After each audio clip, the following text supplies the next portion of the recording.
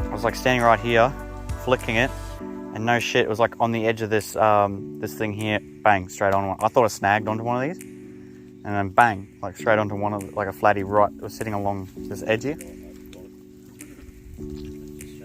Because I was just like, eh. Because the tide was, the water was about here.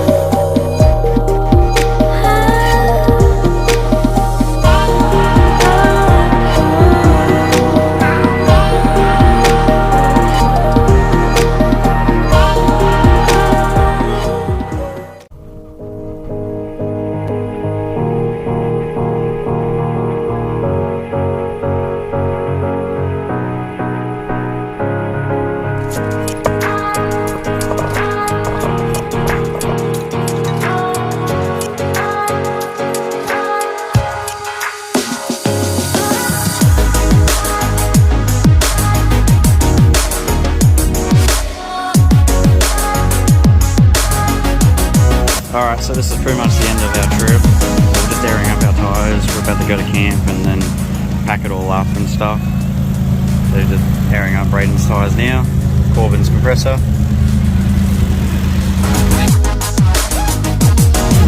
Yeah, that's why you need the Thumper Max for the 33s.